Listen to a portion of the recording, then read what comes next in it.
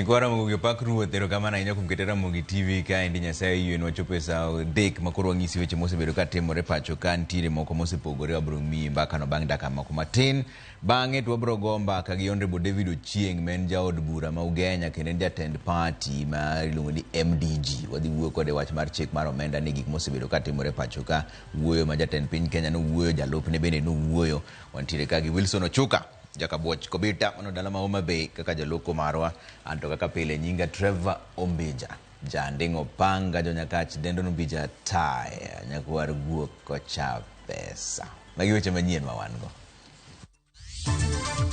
I concede and therefore I will not sign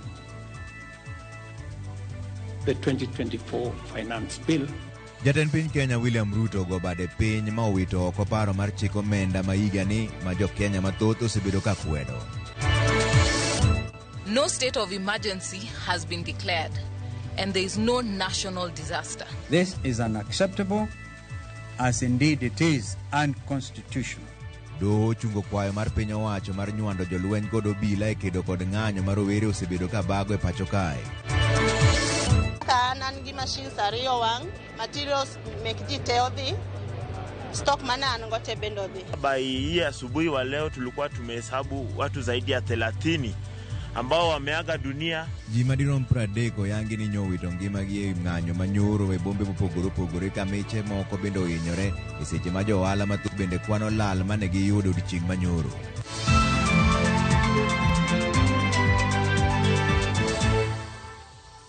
Magi weche manyien ni jatend piny Kenya William Ruto go bade piny ma owito oko paro mar chik mar omenda ma higa ni ma osekelo tho, hinyruok kod lal mag mwandu e bombe mopogore pacho kaendi. Ruto koro wacho ni piny owacho mare biro rido kanda kendo ng'ado budget mar migepe mopogore mar neno ni singo mane oketo kod jo Kenya ochopo kare. Jai Lieta ni kod ler mar wachni. En ng'anyo mosekwako piny Kenya kuom jumbe ariyo. Rowere ma pacho ka kachiel kod riwruoge mopogore osebedo komako chung' ma otegno duto ka giwacho ni paro mar chik ma hiko omenda ni rach kendo biro medo ng'awo ngima malo. Kata kamano, jatend piny kachiel kod kweth mare mar siasa bende osebedo kochung' kar tiendgi ni paro no ber kendo chik no nyaka kal. Gino mane gitimo e od bura mamalo. Honorable members, the results of that division is as follows. Ayes 195, nays 106, abstentions nil, spoiled votes 3. The ayes have it.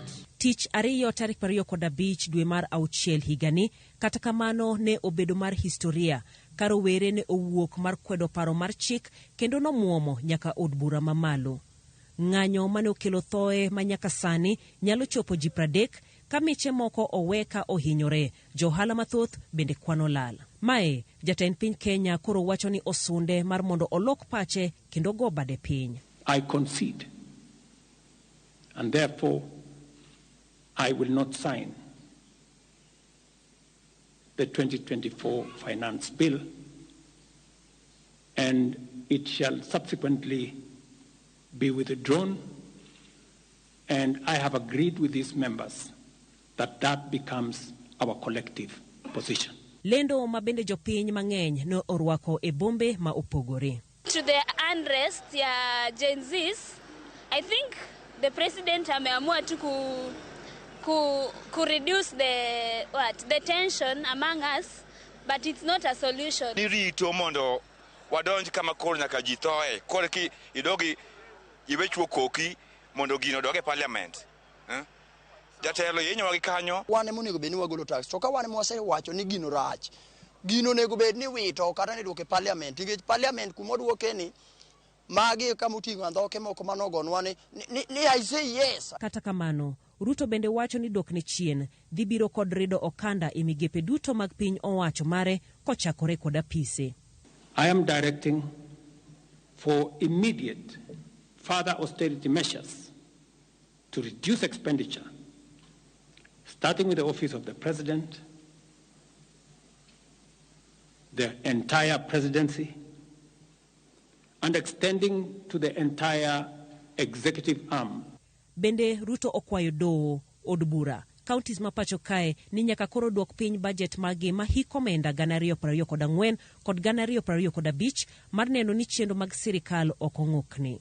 That equally, Parliament, the judiciary, and county governments, working with the National Treasury, also undertake budget cuts and austerity to ensure that we do live within our means, respecting the very loud message that is coming from the people of Kenya. Jatend piny bende olando ni kaluwore koda duol maduong' ma owinjo kuom rowere obiro keto lai mar neno ni tudruok obetie e kinde kod rowere kaachiel kod migepe duto mar bero kaka otiyo. Be proposing an engagement with the young people of our nation, our sons and daughters, for us to listen to them, listen to their views, listen to their proposals, their ideas, their concerns, and what they think we should do better as we go forward. Kata bed ni jatend piny ogo bade piny, wenge duto pod dok e od bura mamalo kaachiel kod migawo mar omenda ni kop chenro duto mag loso budget mapacho kae chik okete lwetgi ma weche ma jatend piny owacho gin mana paro. Jailieta, Ramogi TV, Nairobi. Maling'ling machopo irwa kaendi nyiso ni jatend piny Kenya oseoro oboke mar chik mar omenda mondo odog e bunge. Koro gima timore ga ng'eny ne nyikwa Ramogi pend chik mar katiba 115 wacho ni ka chik moro amora oa e bunge to dhir jatend piny en gi yore ariyo mar timo mano. Aidha keto koke manyiso no yiego, kok kamano to oro ne bunge ni 1, 2, 3 ok ayiego. Koro gima timo maendi modonjo irwa kaendi en niya oore ne bunge to wacho ni ok oyie kode te kaka en no. Koro fuondi te mondo golo oko. Me somni mana moko kume kama wacho kaendi maber ni kaluwore gi pend katiba 115 ma wacho ni no mar katiba an gi pek gi fuonde te mar chik ni emomiyo adagi kete koka kendo koro aduoko nugo pend chik mar omenda mar higa mar 2024 mondo mi ung'iye e kaka jood bura. Ondike gi dho ngere to koro asoma kaendi kaka no ore kaendi mane maling'ling mowinjo ni koro sani seche mowueni jatend piny Kenya oseduoko chik mar omenda no ne jobunge kendo wacho ni en kode gi pek e fuonde go te omiyo koro nego gole te kaka en no. Koro bunge ni kode seche mowueni wanane kaka weche dhi mbele kanyo nikech wang'eni bang' kiny to nego beni gidhi e yweyo. Koro wabro ng'eni gidhi timo nang'o. Kwa kani jalup jatend piny Kenya Rigathi Gachagua wacho ni migawo mar okwach kich NIS nindo e klas kendo kelo nigi wich kuot makuma gisoe wigi onge. E twak mare kod jofwambe boma ma Mombasa, Gachagua ne owuok tung' mosuo kod jatend okwach kich men Nurdin Haji ma wacho ni osiko mana londo mana piny to ok chiw maling'ling ne jatend piny Kenya William Ruto. Gachagua kane medo loso bende no wacho ni NIS jo NIS osiko tiyo mana tije siasa. Kanyo gitemo tude en kod jatend piny Kenya machon Uhuru Kenyatta kod ng'anyo mosebede piny kaendi. Odiochieng' achiel kende bang' dhano mikoni hao 30 wito ngimagi kendo meche mamoko yudo hinyruok kaluwore kod ng'anyo, jalup jatend piny Kenya Rigathi Gachagua koro oseo jatend okwach kich ma pacho ka Nurdin Haji ewi midhiero ma kamano. Rigathi mane loso gi jofwamb weche kar jot mare e boma ma Mombasa koro dwani Haji ogwe tao kuom rem chiwo maling'ling ne jatend piny Kenya ewi pach jopiny gino mokoni en yulo e tich. Had Nurdin Haji done his job, we will not be where we are today. He has no capacity. He is out of the country most of the time on business trips. The country is on its own. My boss, President William Ruto, is exposed. That he has to back down and admit that he has hurt the people of Kenya. Yet this matter has been in public domain for the last 2 months. I want to say that Nurdin Haji must take responsibility for the deaths that occurred. He must take responsibility for the mayhem. He must take responsibility for failing President William Ruto. He must take responsibility for failing the government of the Republic of Kenya. He must take responsibility for failing the Kenyan nation. And he must do the honorable thing, not just take responsibility, but resign from that office. Oseyo jatendo kwach kichno kuom riembo moko kuom apisas mokoni yande tayo bad migayono yo makare, gino mokoni sani omiyo ok giyud maling'ling e seche mowinjore. Since independence, there has been protests around Parliament. Never have protesters invaded and gotten inside Parliament. Senior officers have told me in confidence they did not have an advance intelligence brief about the intensity of the protests so that they prepare in advance. The National Intelligence Service slept on the job. Okoni ng'anyo manyocha timore mokelo masira pacho ka omoyo dug Kenya e piny mangima, gino mokoni ne okonego timre ka dine okwach kich ma pacho ka ti e yo makare. Had the National Intelligence Service briefed the president 2 months ago about how the people of Kenya feel about the Finance Bill 2024, so many Kenyans would not have died. Property would not have been destroyed. Offices would not have been touched. There would have been no mayhem. But they slept on the job.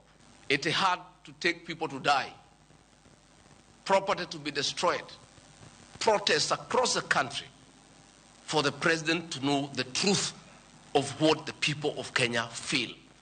Yet, there is an organization paid for by the public to brief the president and the government about the feeling of the Kenyan people.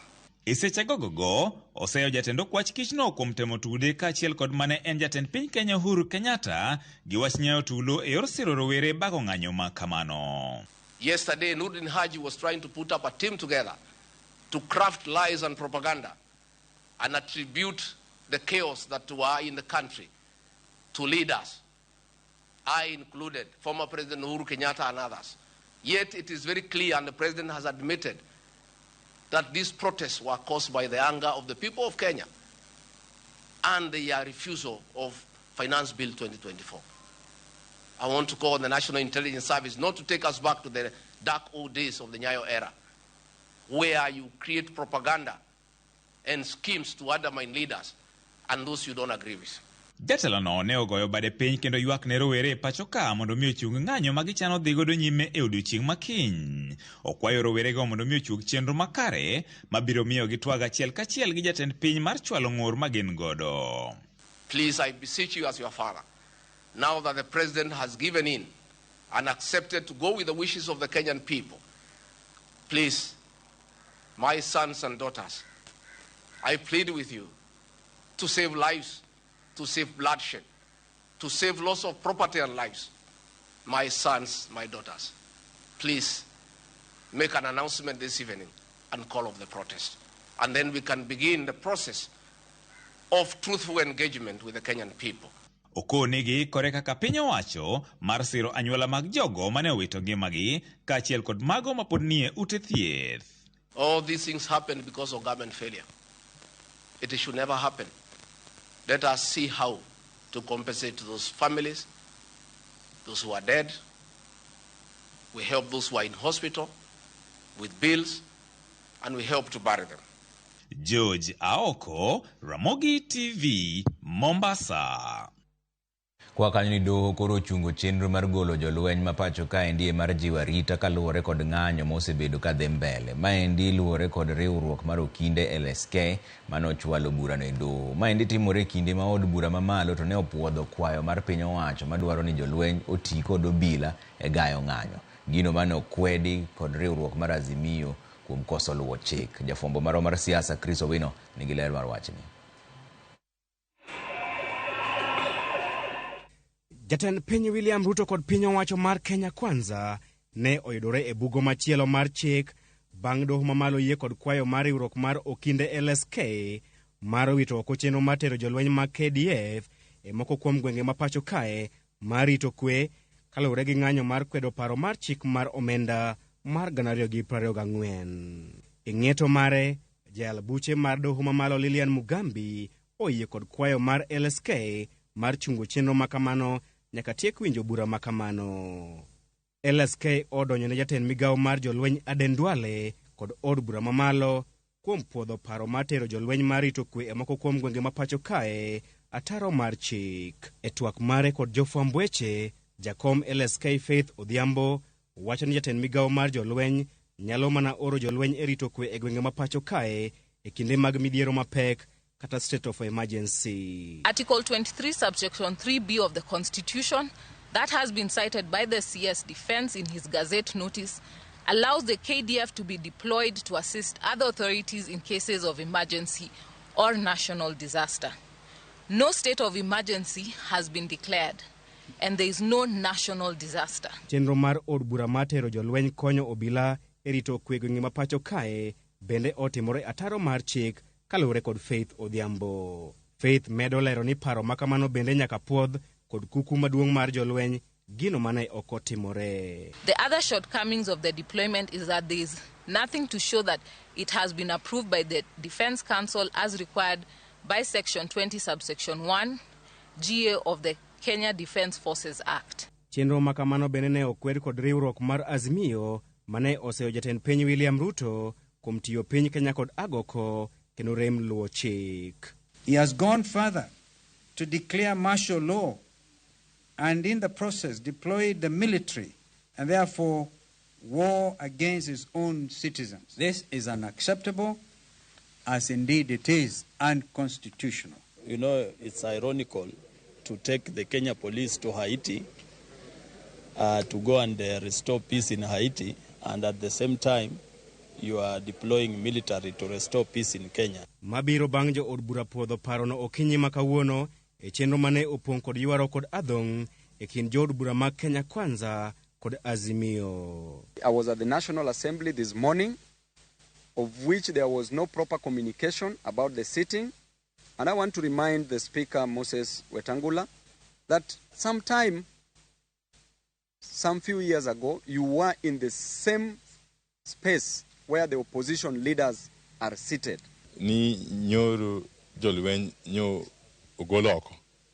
Sama nyo koro mogo ohingo pigi teko. To golo jolweny oko nyo en nyo kolore kod chik mar Kenya. Sana pen chike.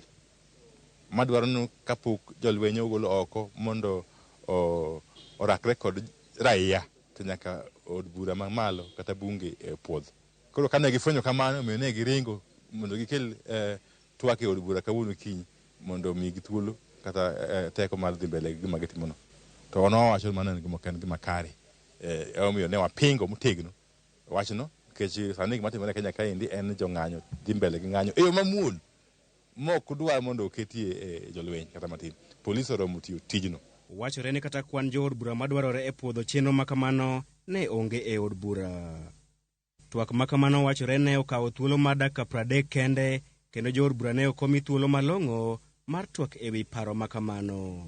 Midhiero mag chandruok dhi nyime kod luwo jatend piny William Ruto bang' doho riwruok mar okinde kaachiel kod josiasa mag Azimio kwedo mokalo okang' mare mar tero jolweny e gwenge mopogore opogore ma pacho kae mar kedo kod jong'anyo machiwo ng'ur margi ewi chik mar omenda mar 2024.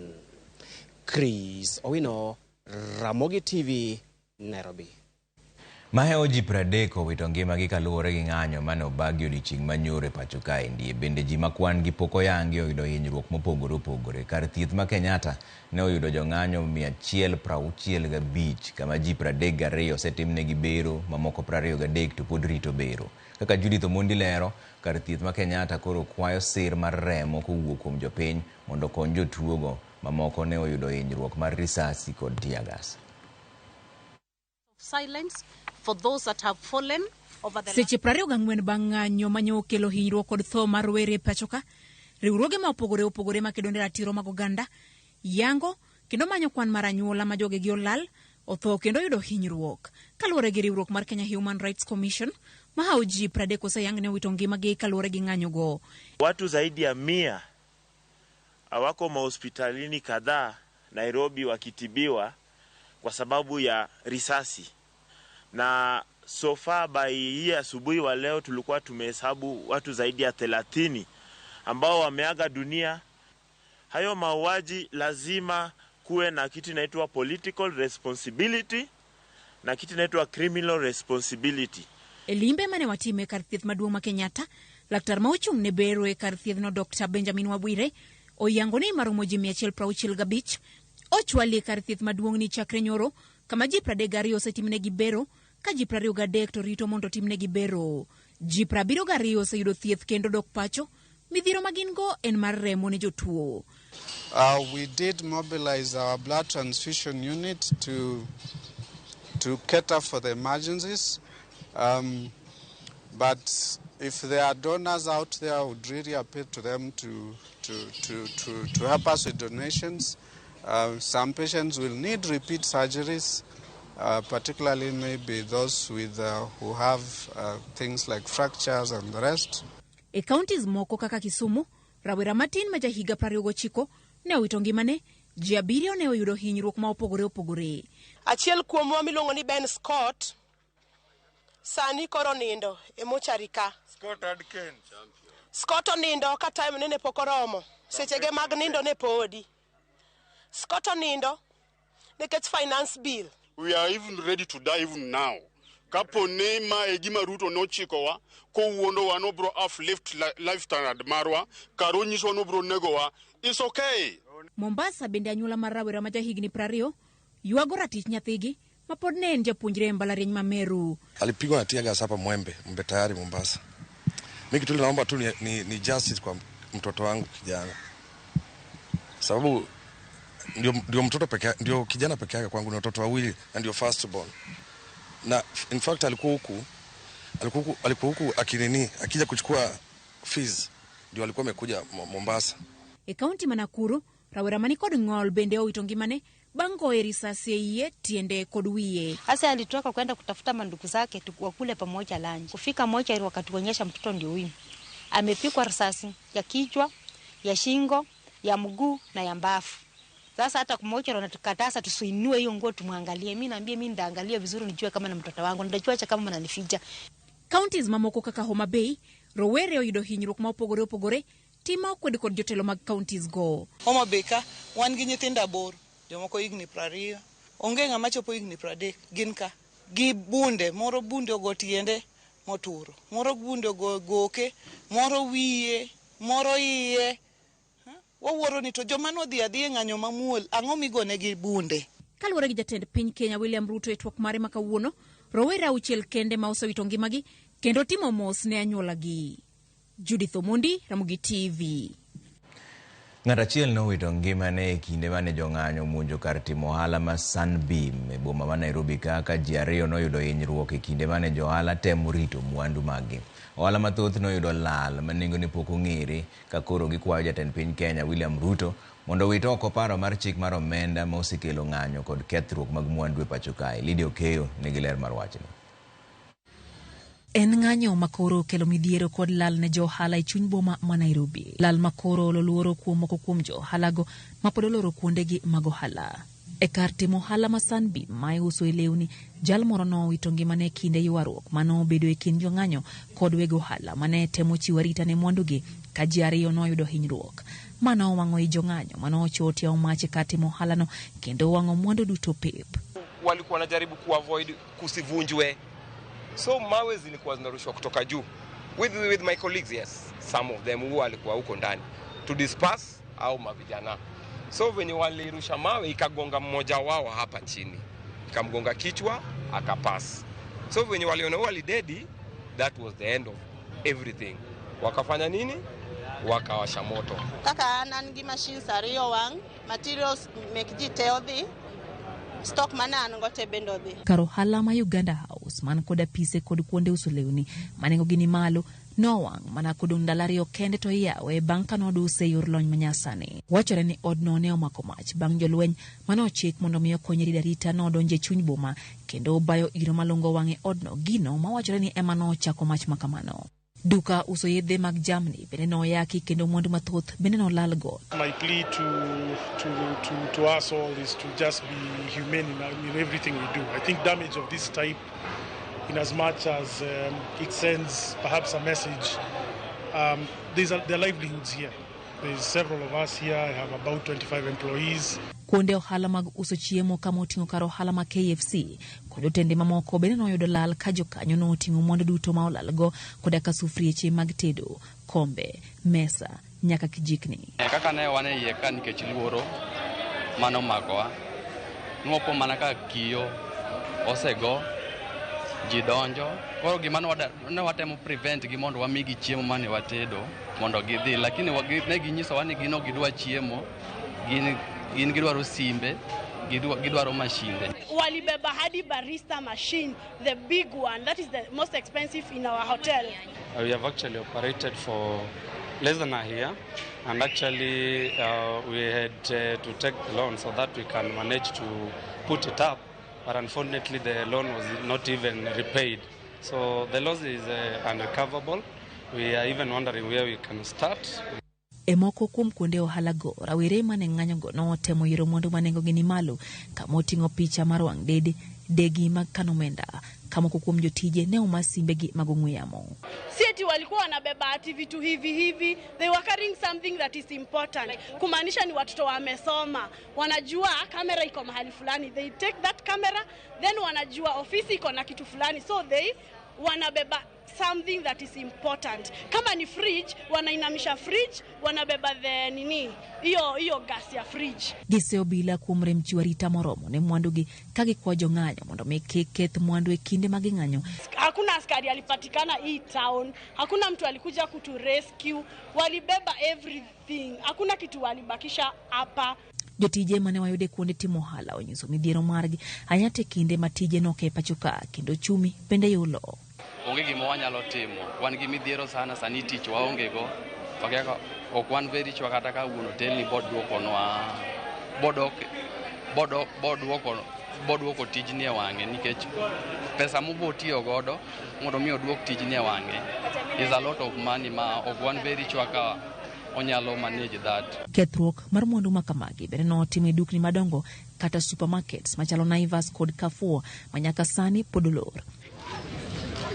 Kata obedo ni lal makamago timore, gisechako timo ler ka gigeno ne gibiro chung' kendo. Nyakorom Gajwang' ma en achiel kuom kethruok manotimore chuny boma ma Nairobi kotenre kod ng'anyo manobago odiochieng' manyoro makwedo paro mar chik mar omenda.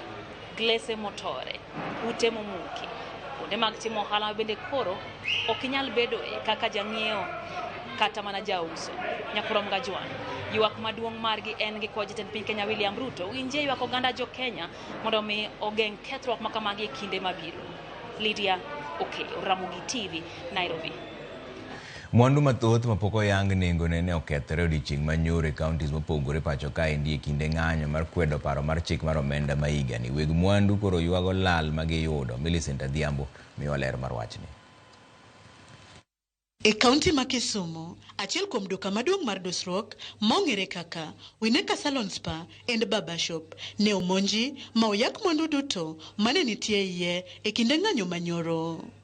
Jotije makanyo oyango ni en lal maduong' makoro jatendgi ma odak ga e pinje maoko oyudo gino makoro omiyo jotije mahao 100 manyocha dondo e dukano owito tijegi. Kagituro geto daka matista poka gidonje fridge mar soda to gichako to CCTV manoko kaka mane building oko kane kuongo gitomo mokwongo magi ngado CCTV ne gidhigo nyaka machine ne gidhigo TV ne gidhigo gik moko ne gidhigo products wabenye gidhigo waido lal mang'eny gik mang'eny manene iye ka mam nogolo gi moko nogolo oko they are worth a lot of money to kae mano wachulo go rent ema notimo gik mamoko kasa ne kako kwale okeki mwanyalo timo. Saizi hatuwezi peleka watoto shule kwa sababu hapa ndio mapato yetu tunapata. Gikwayo mondo odiochienge mag ng'anyo, sirikal oneni orido arita ne dukni madongo manitie e chuny boma. Kuonde mantie ohendni madongo kaka CBD, security onego bed ni keto sasa ya ng'anyo nitie. Ng'anyo kacho ting'o ji mopogore. Ng'iyo ohala mag tich, iket security very tight nikech ei Kisumu kae karwa ka kende mano bed affected. Sirikal ma onego bed ni gikonyo jopiny. To kanogone gi simu ni mondo gibi gikony kaka kethore kibiro late after ka gimoro amoro osekaw.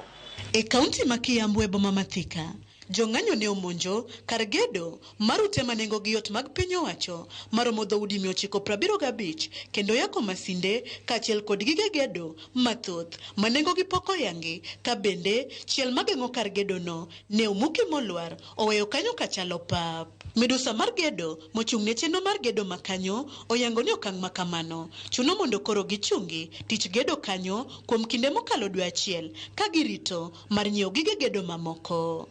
We are talking of millions of money. Vandalism on the machineries. Our bashing plant got attacked, and we have lost the computers that control the bashing plant. So we are saying that for us to be able to go back and start working again on this equipment, it's going to take maybe 2 to a month time. Benedu kamar Naivas ebomano ne omonji kendo mwandu mathoth ne oyaki, kata kamano jotelo mag Naivas ne otamore loso.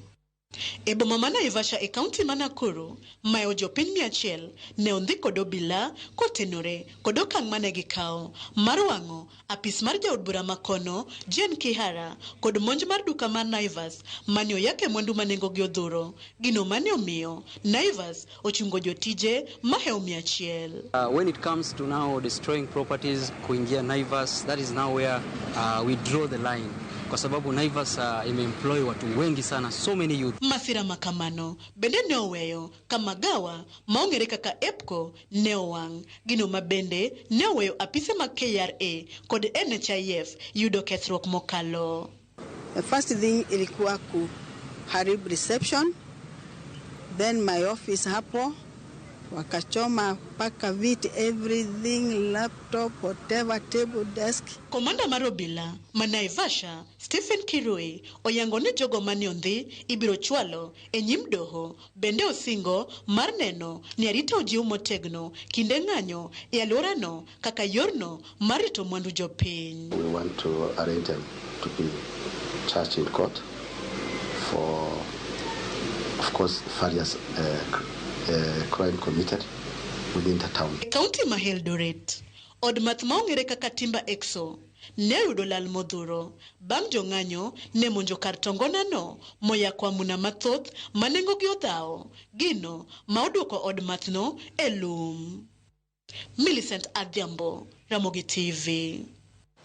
Jotelo mag siasa pacho kaendi kod mawuok e pinje maoko wuok oko mar kwedo sirikal kod obila kuom tiyo gi teko mathoth kuom jong'anyo manyoro. En ng'anyo manoneno ka jopiny ne odonje od bura.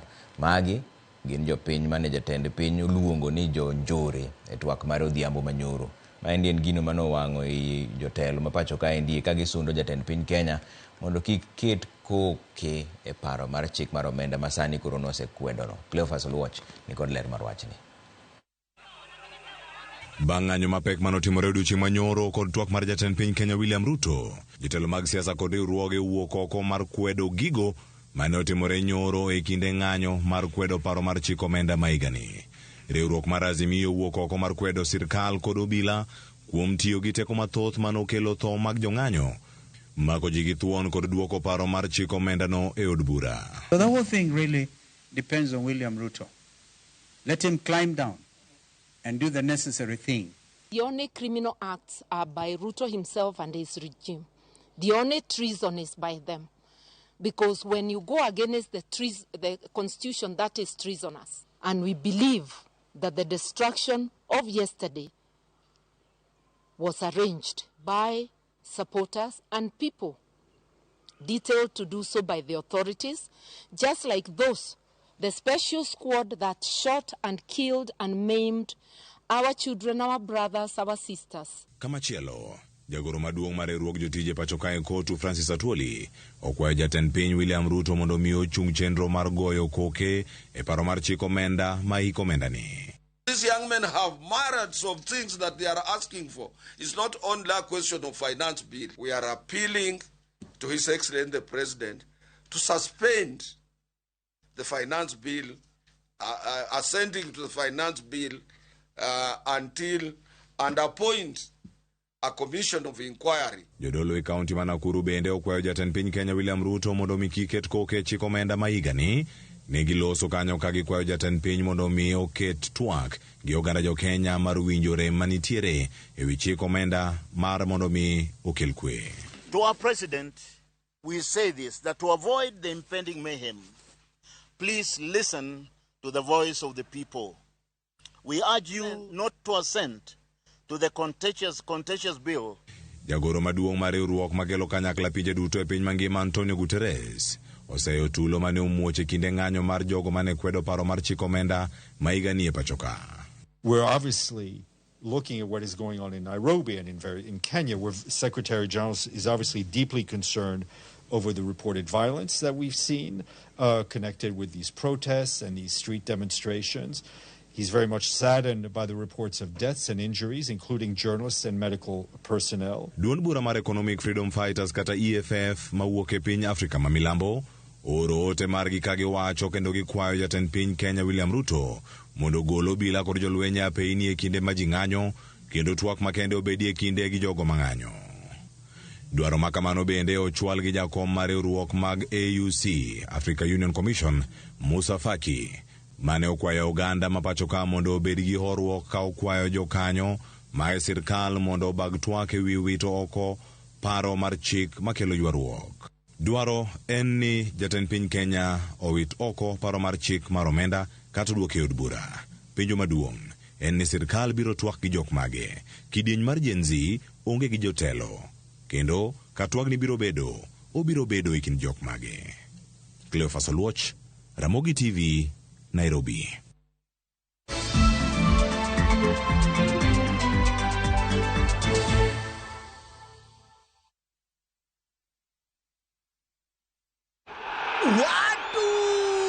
Ile fire, ile best, ile finest ndiyo hii mazee.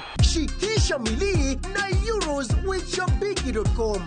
Deals ni deadly kuruka. Over 3.5 million shillings to be won. Grand prize ni mita moja.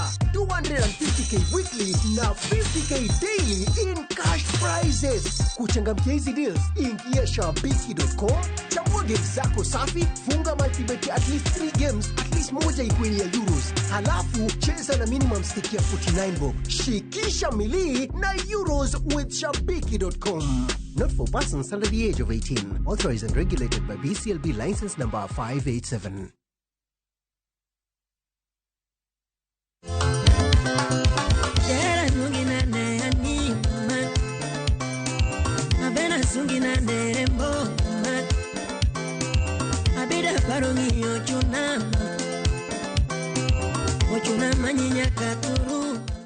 Nyikwara Mogajuang ma en Anko Edi kaka ung'eya.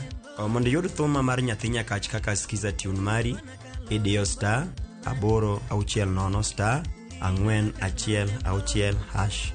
Ramogi TV e od jothumbe duto. Hi there, I'm your new friend Panda from Paukwa. Come along for our adventure today as we take you through the Hummingbird Tales. Kim and I are going on a camping trip with our Scouts troop. But first, Tilly, AJ, Kim and Panda will explore some inspiring African stories. We will learn together about Dr. Rachel Masake. Can I ask you what you are good at? Maybe you can draw or run the fastest in your class. The little ones of all ages will continue learning as they watch the best content on the go only on Viusasa. There is so much to explore.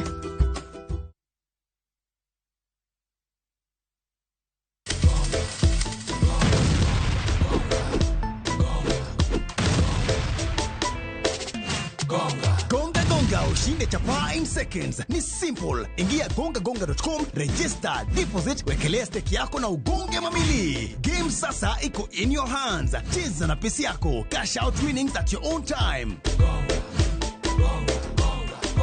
Gonga ushinde sasa. Hairuhusiwi kwa walio chini ya miaka 18. Imesajiliwa na BCLB number 359. Gonga.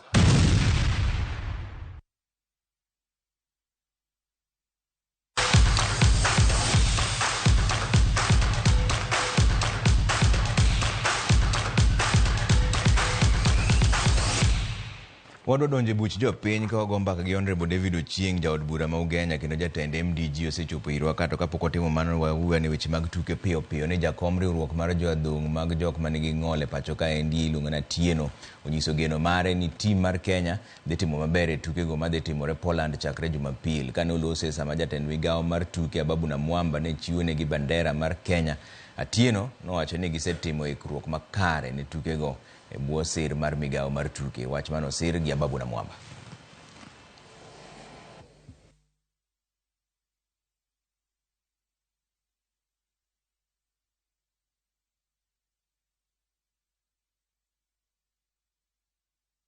Tutakuwa papa hapa kuwakaribisha mnaporejea nyumbani na mjue kila medali unayoshinda kuna kitu cha kutarajia.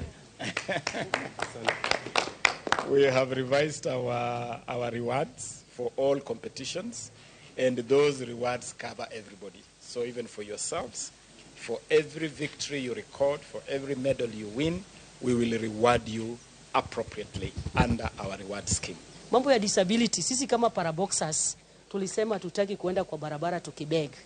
Tukibeg si mzuri. Tuko na nguvu, opportunity tukipewa tutamake. Nao players wangu ni watu wako na discipline, najua definitely hata wewe utafurahi. Wanaleta hiyo medal hapa. Kila laheri.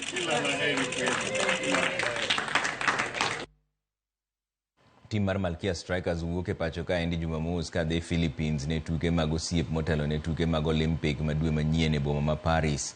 Kocha mar tim no Jafeth Munala owacho ni gibiro dhi Philippines gi jotugo 19 bang'e no gibiro dhi Bahamas gi jotugo 16 ka adek idhi we oko. To kochopo tuke mag Olympics gibiro bedo gi jotugo 13. Captain mar tim no Triza Tuka owacho ni gitugo go mag osiep dhi konyo gi e ikruok margi ne Olympics.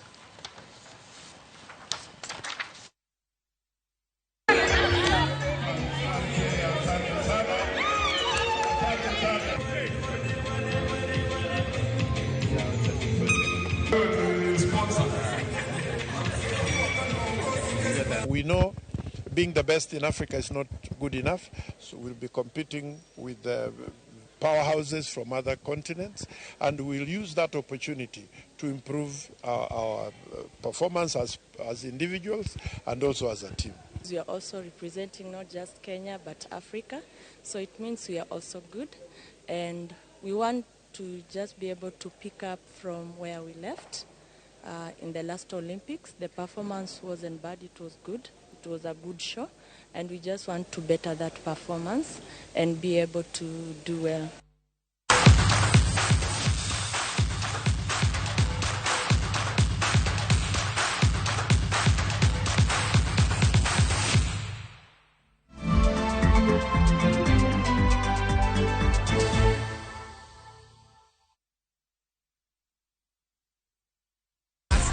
Win big in seconds. Shabiki nikajaribu mara ya kwanza nikaeka shilingi 100, kaliwa hiyo 100, nikasema nikakufa moyo. Hii mara ya 4 nikaeka shilingi 100, kaona napanda yapanda ikafika 500,000. Nikamusisha msichana wangu mkubwa, nikaniambia dadi toa hiyo usiache toa. Nikasema wacha tu niendelee tu kucheza. Ndio ikafika 1.4. Nimefurahi, yani hata nimeona ni Mungu tu. Kuna mahali nilikuwa nimeshikika ma school fees hivi, alafu na mjengo wangu kidogo ambao nilikuwa nimeanza. Avieta ni iko sawa kabisa, iko chonjo. Avieta ya Shabiki.com inakupa the biggest multiplier in Kenya. Shinda up to 50,000 times your stake. Yani ukiweka stake ya 100 bob, ndege ipeperuke, unashinda 5 million within seconds. Not for persons under the age of 18. Shabiki.com is authorized and regulated by BCLB license number 359.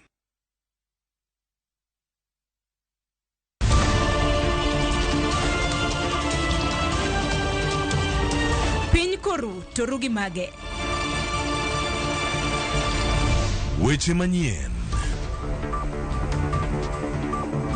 To chuny mbaka en nyiero, ywak kod muodo lak. Matwak kod duond jopiny. Nyakora Mugia Jong machiegni neno weche manyien. Ma en Rupiny kod Mbaka Oromo e Ramogi TV.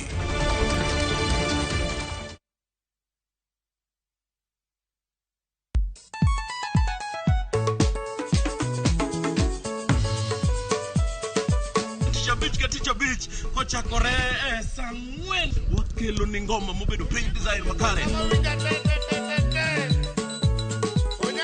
Ramogi TV biro kanyakla kaachiel kod Ramogi Radio kama bende stima riwore kod pi. Yawanya wauntie kikubed mabor jekon mgenye nikech kai e kuma yudo gik mamit kabisa e Ramogi Night Disco. Maintain your position. Either you can fire goody local instrumental. Wawachoni kete manaka. Teacher Beach ka Teacher Beach sang'wen otieno.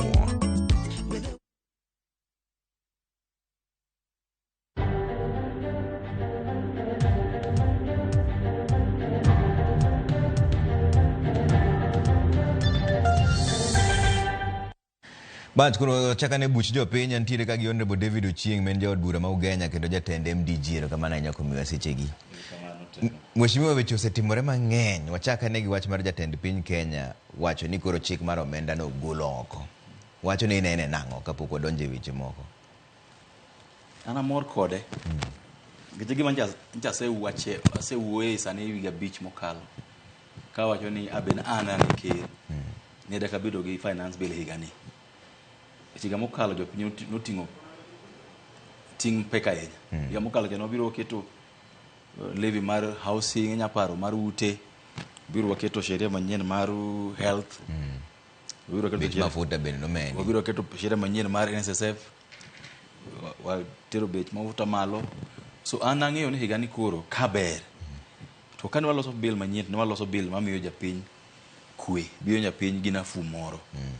Lakini kaneno aneno bill no nepa nabiro sister station maru kae Citizen bakwed bakono oyo higani hada kwa bedo gi jopinyo obide gi yweyo matin omiyo na mor gima kero timo kawuono gima chano otime kaka rojo osemo kose tho jose gore jotima ngo otime moleo kendo okana kwedhi bede mbele ka ingeni japiny kose ng'weremo na gedi ne remo umero na kwayo ganda wani kamontie sani kana moro jo ganda kabisa lwenyi wang'ni wele jomoko bogo lwenyi ni ok nwan wago lweny pile giwe jomoko bo lweny ogore kirose yiwinjo gima jo piny dwaro kendo kapar ni chakre ka uono kadhi mbele kerdi bedo ker mang'iyo go pile okapar ang'o madhi lokore nyako lok pache kako diele jo piny nyako lok pache ochak winjo jo piny odog piny matin ni paro mimiye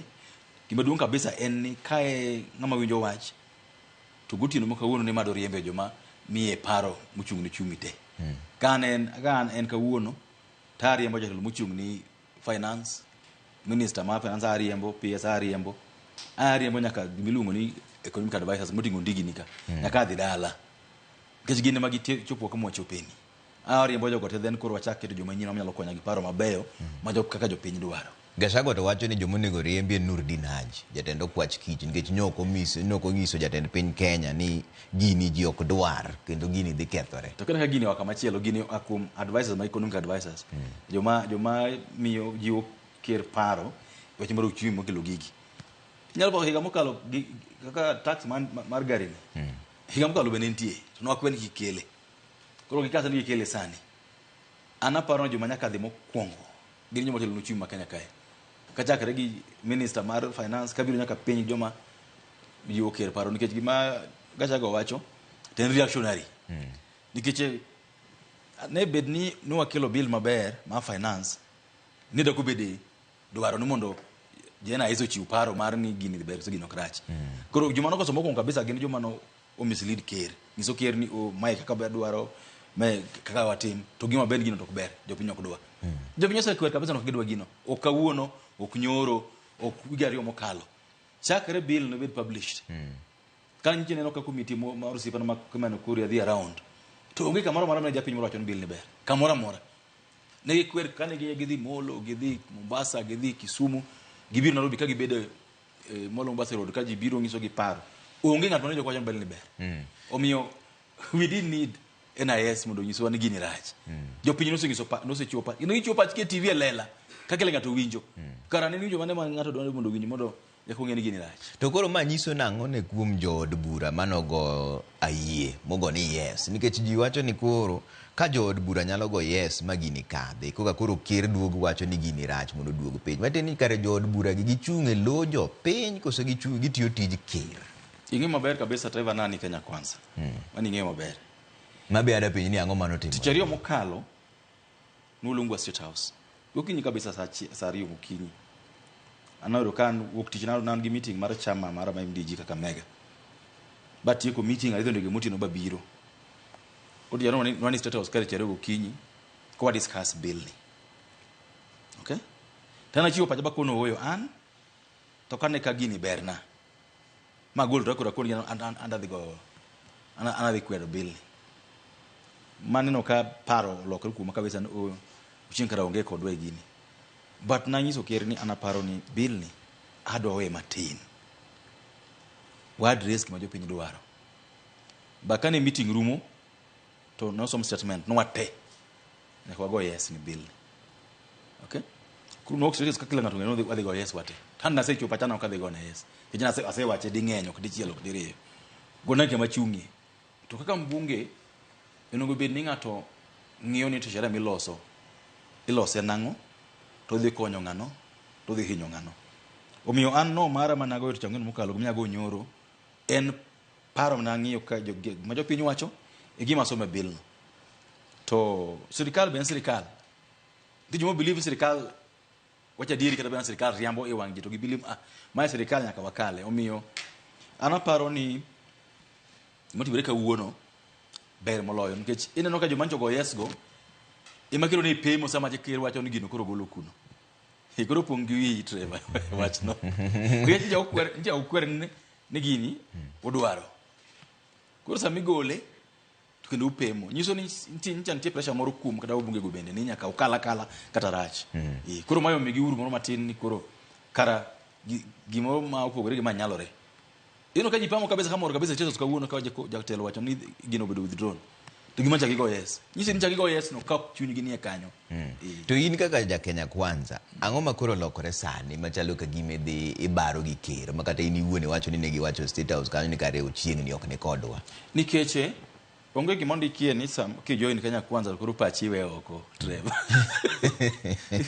onge gima ndikie ni kana join Kenya Kwanza no wandikare ni wadhi winjre paro kendo wadhi tudre paro kaka sirikal iriambo okay to coalition sirikal ma coalition du to piny mangima gimo kaka mae katimore ilungo bura to kanga do chiwo pache ana paro no ma kata mae maber to mae no los higa mokalo no lunga e meeting ma chiwo pacha babiro nyaka TV ka ba support bill ma higa mokalo ma nyoko luongwa lunga mana nyiswa no the support kora chiwo pacha no oyo kata wacho no the support anta gi party mara oka believe ni mae ber ne jopiny to mane ka coalition tiyo coalition kidhiye to ok chama mari ok madh chama mari be nigi pache chambe gi duto nigi pachgi obed ni simanyo ncha gi wacho ngirwa vunjo bed Ford Kenya kila chama nigi pache koro payo giriwo kara chiel onge gimo wacho ni koro kwa ni Kenya Kwanza to nyaka kinde duto pacha gi pach UDA winjire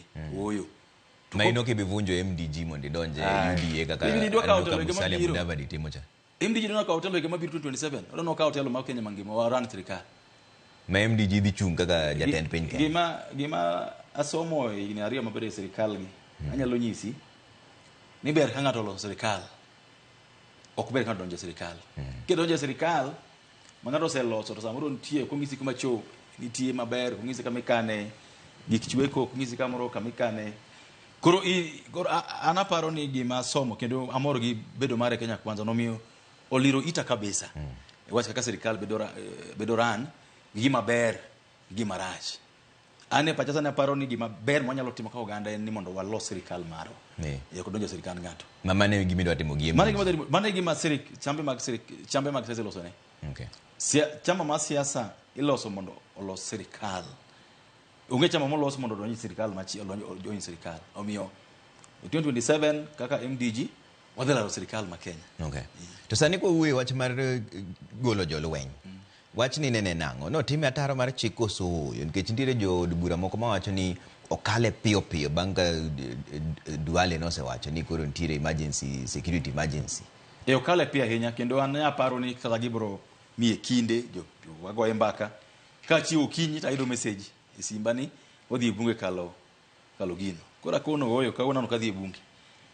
Nikech okaneno gima tera kuro ka gima tera kuro ne mana dhi kalo gima kwa discuss. Ajo koro nikech onge kura midhi go no kata yes kawuono en ani uyie koso kuie to piny dhi mbele okale pia ahinya kino ano kapar ka situation masani e Kenya kae dwaro mondo ukel jeshi himatimre Kenya kae ka koro Haiti kuchema tero police ngijeshi watero Haiti goje manyo dwatero military kama matero police manyo tero military kae to awe ni police udil gi riots gin magibiro trend mondo gidil gi riots umeana kwedo paro mar kelo jolweny ni mondo dil gi jopiny ma chiwo pachgi kata mang'anyo katiba mara wacho ni ng'anyo yieni kendo Trevor ng'anyo manyoro nyen ng'anyo ma kende en ng'anyo motimre the whole day ng'ama ketho gir nyawadgi onge kata joma nyinego gi joma nigoyo gi gin joma nyuotha mana gi pi gi sime itgi to gigore picha to ginyiero no wan wadhi kawo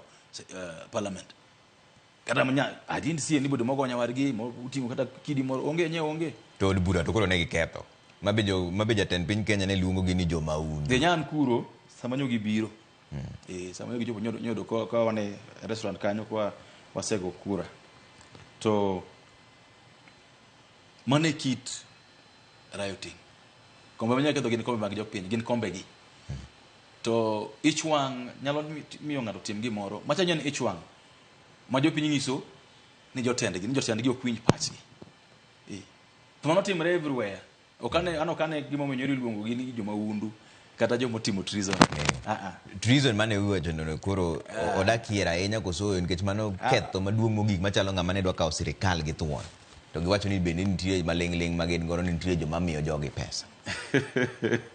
An pacha ni mago jandi ma chiwo mana pachgi kendo an amor gima nyo gitimo gichiwowa wan ngene jotelo wan cha waketo wan ng'ama winjo onge wan wan gi bodyguards wan gi madongo ng'ama nyiso gimoro onge omiyo Trevor gima jotelo timo nyoro ana puoyo kabisa kena miyo podgi pak nikech jandego chiwo wani ndo monjo ndo ma deep kabisa nijo aparo wane mwanyalo kila kitu kwa bunge wane mwanyalo kila kitu kwa serikali omiyo jande mo manyo nyorogi ana migi podgi pak kendo kopo nigi wuok to kwayo maduong' man kodo kan gi beda kaka nyogi nyoro cha gibed peaceful gikwiny ng'ato gigore gi ng'ato gi avoid violence lakini express party na express party bedo ni rowere go noketho bad sirikal ariyo mar doho mane gidhi Supreme Court gi ketho to gi mar od bura mabe ne gibiro gi ketho kiny koro giwacho ni gidwa dhi e od ker wuon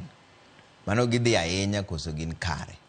Adwa wacho ni ojende ni ng'anyo kaka mnyo timre nyoro cha ng'anyo yien ji bunge en kar jopiny neri donjo to gi donjo kaka nyo donjo chande to okagi keth mwandu koro kinyi be hagi dwa wuotha streets kanyo nyatimo gima gidwaro lakini gima gitim ki keth mwandu sirikal be kigi bingi dwagolo sirikal mano nyalo kelo jemo maduong' kabisa nyalo gore ma remo mang'eny openy kik gitem ni gidhi e state house ni gidwa loko sirikal mano okie gima katiba wache wach mar ng'anyo gidwa wacho ni ng'anyo oyieni itime maonge silaha oyieni time maonge maundu kendo oyieni time mohigo ng'ato koro adwa kwayo gi ni joma dhi ng'anyo ng'anyo inya kata baro do state house lakini kik gidhi loko sirikal ma Kenya mano nyakelo maundu maduong' manyalo ketho piny adwa kwayo kama gintie ni oyieni gi ng'anyo kata kiny ng'anya lakini kik gidhi ketho sirikal ma Kenya mano nyalo kelo jemo maduong' kabisa. Nyocha winji Citizen koni kiwacho ni ok inyal ng'ado usuru kuom ng'ato modong' chogo.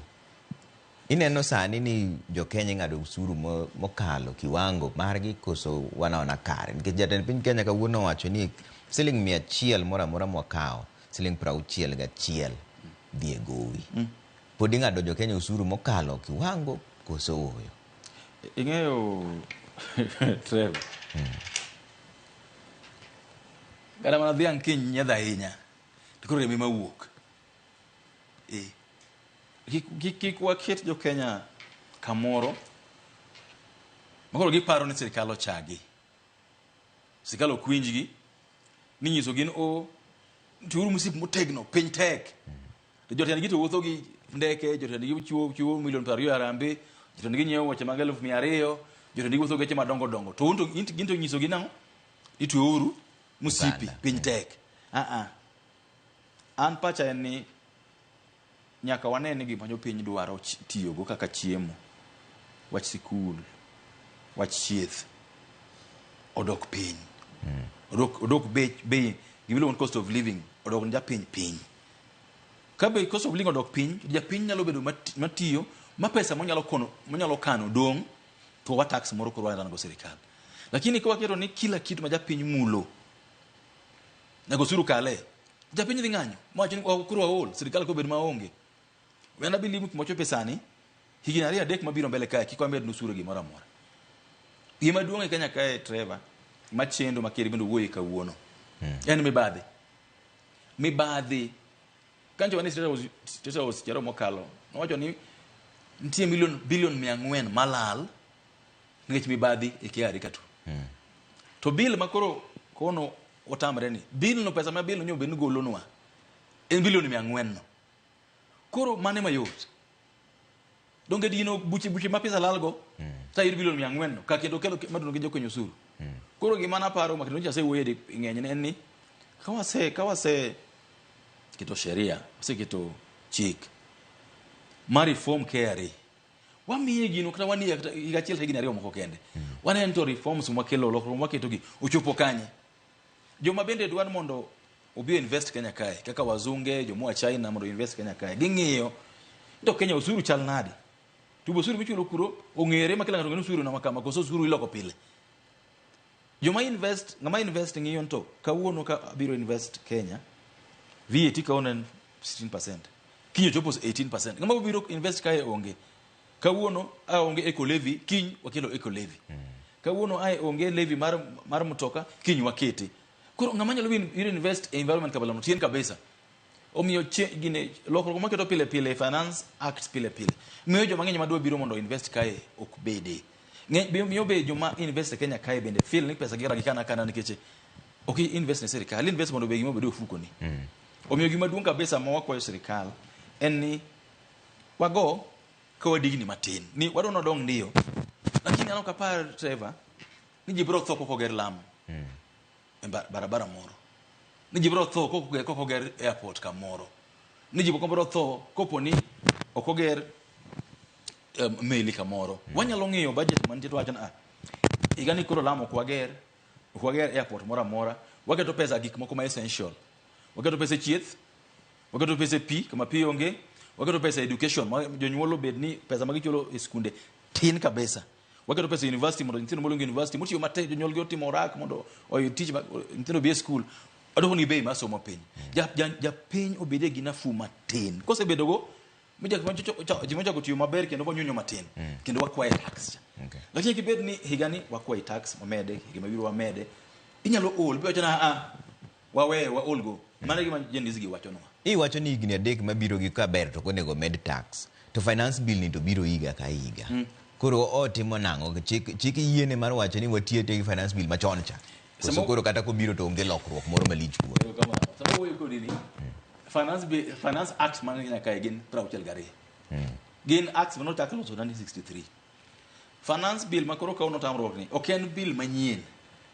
En bill machuogo machielo ka. Iro ka samoro ochuogo income tax, chuogo here means amending.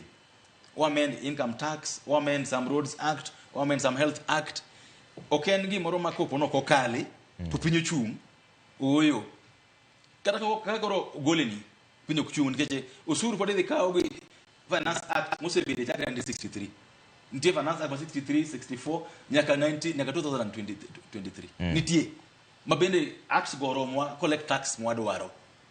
Kawa golo mibadhi KRA wagolo mibadhi kimotimo go wen sure ni kila ng'ato chulo tax kaka dware kwa golo ok no joma kwa wen in koro in osiep jatelo in wang'e kichul tax ng'ane mo chul tax oyo sheria man tie from higa mokalo ma finance act oromo choko osuru moromo tie Kenya kae. In king'iyo gima notimore nyoro mokwongo mane koro jatend piny Kenya loso kowacho ni joma nobiro ketho od bura gin joma undu kendo gitimo gima dho ngere luongo ni treason. To gi kawuono ka koro wuoyo wacho ni wawinjo jopiny. Mago ji ariyo mopogore to en ng'ama kite chal nade nikech inde koro iseyie ni ing'eye. Koso en ng'ama wacho koni to oparo koni. Aparo ni ya Trevor. Aparo ni nyoro kere nyuoyo ka iyo wang'. Nyo paro ngine ngiri tugo. Koro neno gi wang'e ngini ok en tugo, gini en pach jopiny. To anyalo ng'isi ni paro ma golo ben ni ok en paro manyo ok na kawuono. En paro mosenyis ker ding'eny. En paro ma Jose Wade ng'eny ni yawa higa ne adweno nafu. Lakini nyon tie gina moka nyon o njo Kenya pod nyal lakaw gimoro amora. Kora par ni to ma jojo so nyoro gineno ni joma nyoro go joma nyoro odhi ng'anyo go. Pod gin gisenani. Ni gidhi ng'anyo kendo. Okay, koro nyaka wamwa ni to adwa wang'o piny ni ta rule jomage. Nyalo wang'o piny to wane koko ribo rule ibro telo ni buru mosa wan kose idog chien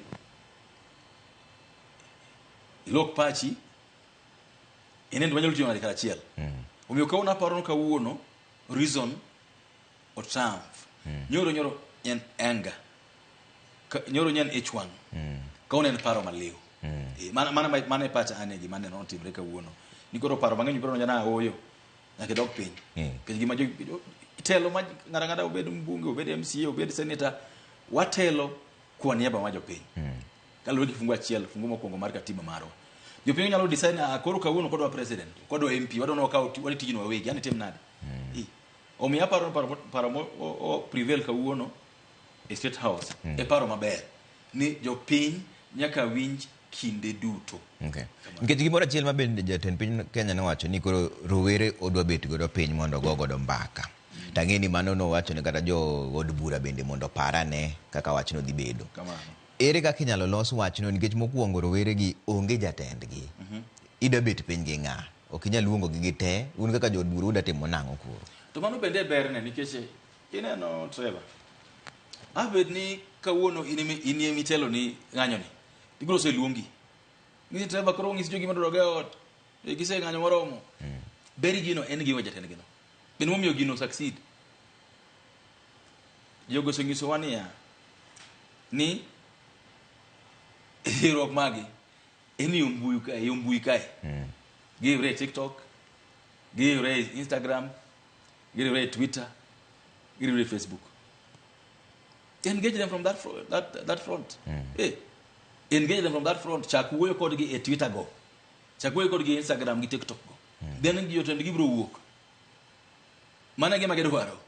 Chakuwe kodgi to kidhi wuoyo kodgi to wuo kodgi kibeni ng'e maber ni gin joma nigi pachgi. Trevor gima timore nyoro ma jo samoro oking'eyo. Joma ng'anyo go gin nyithindo maonge tije kana nyithindo moko somo. Nyithindo mo ka Eric Lavington ma yuka ichungo wacho ni ogi chamo KFC. Ng'amo koni ng'ama chamo gweno ma KFC onge pache. Ok nyal ng'anyo.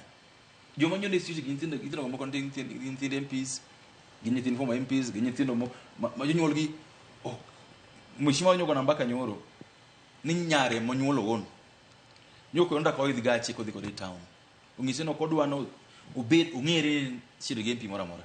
Odhi ng'anyo be. Gikoni wachagi. Okay?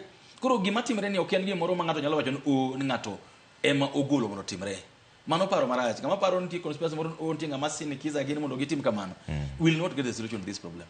Wayiere ni ojandegi oseamua ni osechagi moromo, jo serikal osechagi moromo, uwo kodgi kama gintie no.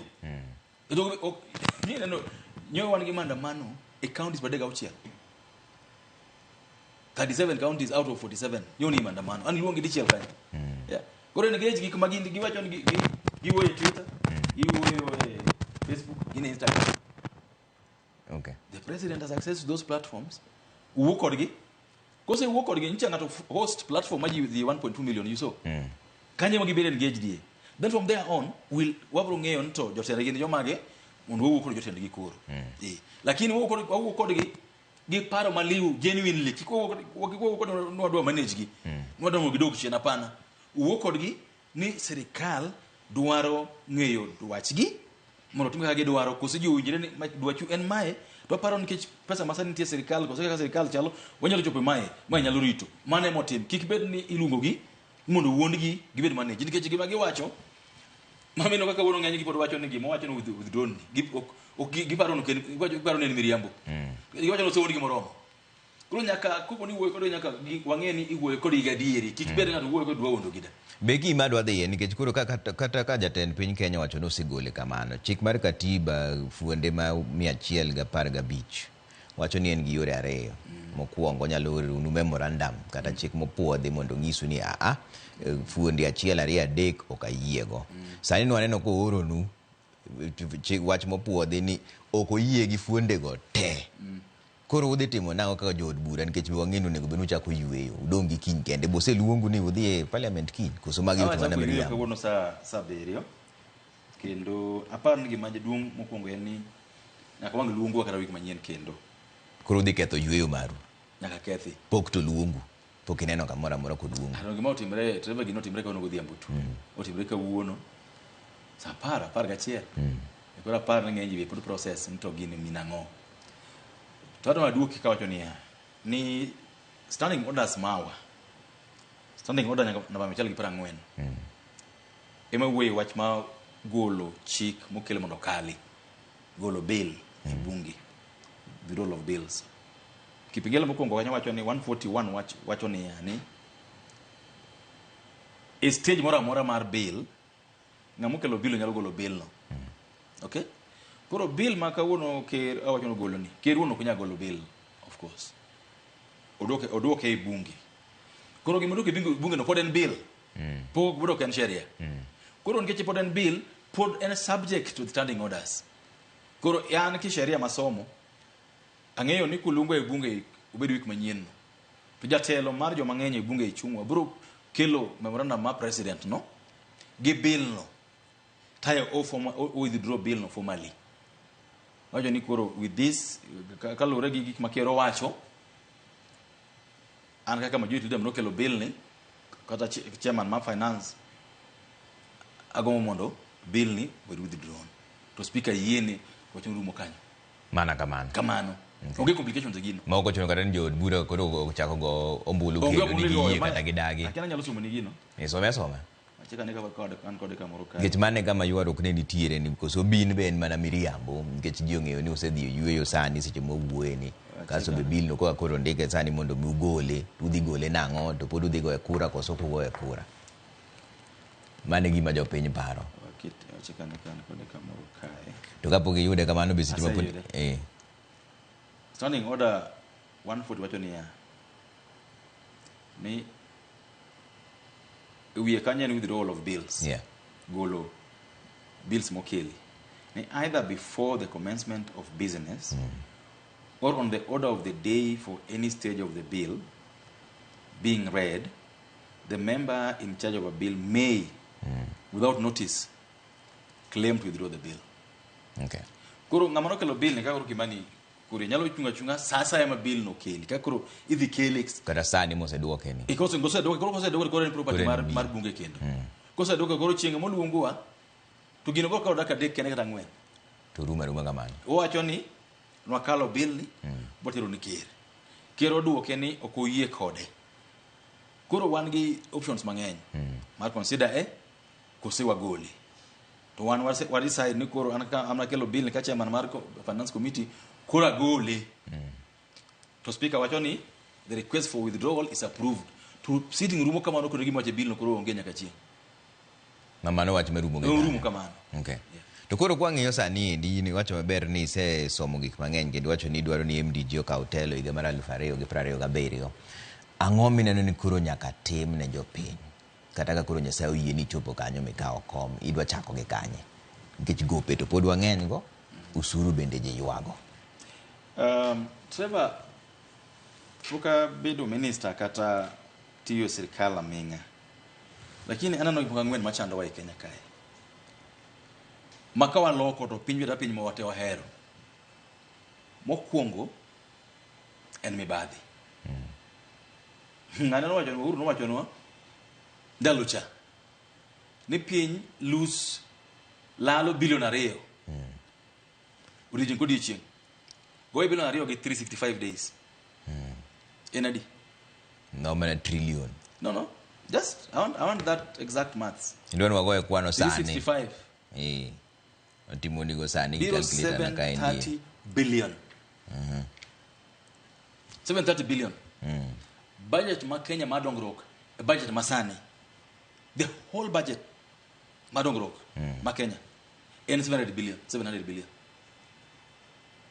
hizo ni kilo local option kende to budget madongrok piny gi 730 billion mibadhi ibadhi mokitho a national government gi mokith a county government to nikech ang'o en ni waseweyo jomokwelo e mwalamo jomokwelo e mwayiero jomokwelo okwakum to wang'eyo gi ok wakia jomokwelo e Kenya ka ng'ama ber ng'ane ncha onge pesa sani koro dak e ot maber oriembo geche aboro nyithindo somo woko to tiyo sala mas 1,120 Trevor chama 1,800 to wang'e maber ni sani en gi ot runda en gi geche 18 athino somo loka ugolo kanye wang'e maber kamano lakini wawegi aweya kokwa tiyo gi mibadhi mwatiko mibadhi Kenya kae mibadhi no kende kwa loro Trevor you've seen en 730 billion adiera goega adwa mondo check gino budget ma Kenya mangima madongrok ma Kenya mutingo barabara gi health everything kila mora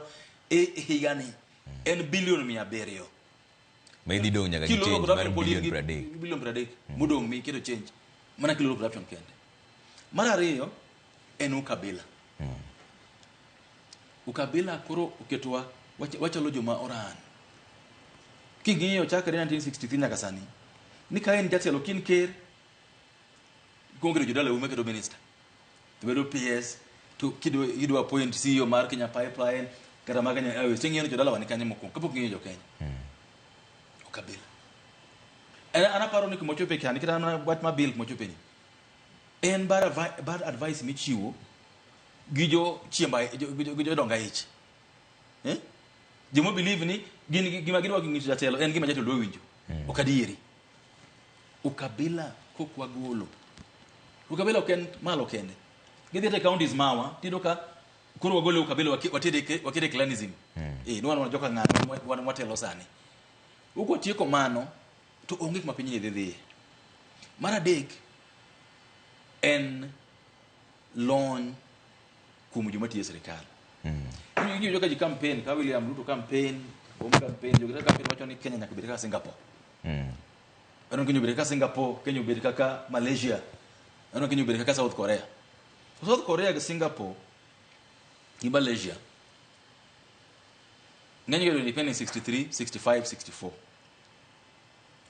to gima ngitim mokwongo ne en oro nyithindgi oko Harvard Oxford Cambridge Canada mondo nyithindo godhi osomo 65 67 69 kisomo Lee Kuan Yew's biography, you'll get to know that kagi tiko somo idokogi e pinjago timi gidije serikal to gidonge system to gidonge system maonge mibadhi mange ukabila monge akwede kupo ni kwalo tanga beach tigole woko inegi kupo ni kwa itima kwede itimo kabila igole woko koro kede jisikal nyaka chien kuro jodonge kama maben ngama telo ni weche mag nderni en ngama somo molony e wach mandara ngama dhi telo ni migao mar chieth en ngama molony e chieth kendo ng'e gima timore kanyo ngama dhi telo ni wach mar pur en ngama molony ni pur kendo telo gima timore kanyo to ng'e kama timore Kenya kae kawuono ngama telo ni migao mar pur en ng'a Miteka en japur osomo kada pur onya kada mana pogo pipe mar pi gi pipe mar irrigation ng'e kaka waran sirikal wacho pod wadwa Singapore oknyero Singapore ka jok miketo mondo tini gin joma spend time margi manyo tenda joma kawo kindegi duto ging'iyo to anyalo yudo mwandu mag sirikal nado bedo fukona kokwa keto joma olony moran sirikal treba kata watiba na manadi okono donge mara ng'wen Mad kuro makro do kum jo piny. Kaka wayiero jotendwa. Mero yiero. Kaka wayiero jotendwa. Kendo gik mang'isi gik ma chama mara mamri jiwo ochung'ni. Ni sani siasa ma Kenya obedo hala.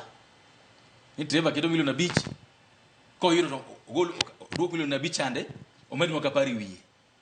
Koro siasa obedo investment. Kwende penje mabayo kata chon jikaka governor mara James Orengo gini. Martin Shugi notiyo serikali ni mang'eny kaka MPs to ogana gin jomo mewa ahinya. Kiche ne gi kaw kinde gi mano gi serve jo piny. Siasa kinde chane siasa ni ikidhi ido mondo itini jo piny. Lakini sasa jo sasa madonjo sana mbese na wadhi sasa mondo watimo hala gi siasa. Ni idhi usu pudhi moro ikaw loan kamoro milion 20 idhi bedo mbunge kijomo gibe kongo yitimo. Edugo pesicha. Ido bedo governor ubedo juma kapari kabich kamoro to wacho na ili gol milion 10 na gol milion 10 kwa seka adhi mitenda. Mbak jo piny onge iye kanyo. Koro kokwa loko kwa joko kaka yiero ji. Nyuma detelo no ni MCA biro ana Nairobi milion 5 to pangu ule ini. To okiani o person ogolo kanye to pasete lo en mane. Kango yiro talon pap. To manyo tenda do milion 5 mono keto cha. Yani waketo ni koro wadhi serikal kama ndo watiyo serikal wakonyo serikal otino ganda. Adwan serikal pe serikal wakaw video fukoa. Kokwa loko kwa yiero ji. Kokwa loko kwa yiero jotendwa. Tukata watima ng'o jatelo man gi mibadhi jatelo man gi kabila jatelo moko lonyo gimoro mondo tim jatelo man ne siasa kaka ohala okanya gero piny korwani ndo yiero nade mano miyo chembe duto mag siasa obed yuri obed MDG nyakome jo piny nafas ma yiero joma gidwaro magi paro nyalo tero gi mabor kama ka koro watiye ko higa mar 2027 ji osewuoye mang'eny ji wacho ni sapodi to pod siasa ji goya idhi chung e telo mar piny mar Kenya idhi laro kom ni gi osiepni men William Ruto akoni kwa chako Trevor ni chama mar siasa duto miyawo piny ni chama te mane piny no obed UDA obed MDG obed ODM chama mar siasa gima duong' chama mar siasa en neno ni chama no okawo telo tana se gisika ene an chama mar MDG okano join serikal kendo wana ng'ina no nyalo loso serikal nade kuro sama wuoyo kodini watimo meetings in all counties nche wachako Siaya wadhi Kakamega week moro nche wan Kisumu then Monday nche wan Vihiga pod wang'eyo wach mano kadhiyo lakini our next stop en Migori kwa Migori wadhi Trans Nzoia kwa kanyo wadhi Homa Bay tayo wadhi Bungoma wadhi Busia kwa kanyo wan Kisii to wan Nyamira tayo wadonjo Kajiado biro naro kwa dhi kamano Maro na gomba jo piny. Wanyisa agenda maro jo piny. Ka jo piny paro ni agenda momiyo gini ber. Tabro decide kaka timo mbele kanyo. Okay. Ero kamano nyako mwese chingi. Honorable David Ochieng jaod bura ma Ugenya kendo jatend MDG ero kamano nyako bedo kodwe buch jo piny. Ero kamano. Mane ka molore buch jo piny Ramogi TV kind woduoko ero kamano ahinya ka ontira ka gi Wilson Ochuka jaka buch ko bit tamano dala ma Homa Bay kaka jaloko marwa mane kama we chenro marwa anyinga kaka pile Trevor Ombija jandeng opanga jonyakachi dendo Ombija taya nyakwar guok ko chapes. Guok ko chapes.